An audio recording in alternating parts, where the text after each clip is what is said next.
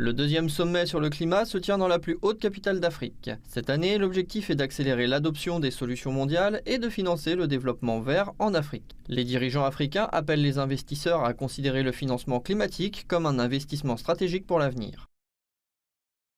Nous demandons à nos partenaires internationaux de nous allouer des fonds non pas parce que nous sommes impactés, mais d'investir avec nous parce que nous sommes visionnaires. Il est temps de remplacer l'aide climatique par des investissements climatiques. Comment attirer les investisseurs au niveau régional, continental et mondial?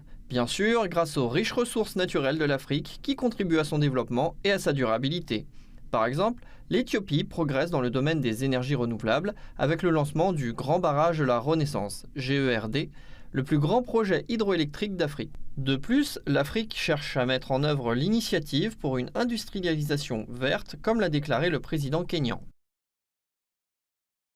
Nous lancerons l'un des plus grands projets hydroélectriques d'Afrique, celui d'une énergie renouvelable, ici en Éthiopie, témoignant d'un large spectre d'opportunités offertes par l'énergie renouvelable. Nous disposons donc de tout ce qu'il faut pour stimuler l'industrialisation verte de l'Afrique. C'est la raison pour laquelle nous avons décidé que l'initiative pour une industrialisation verte de l'Afrique est le programme que nous devons mettre en place.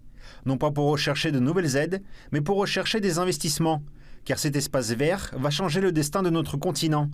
Car nous disposons de toutes les ressources et sommes déterminés à faire en sorte que l'Afrique prenne les rênes de la 4e révolution industrielle.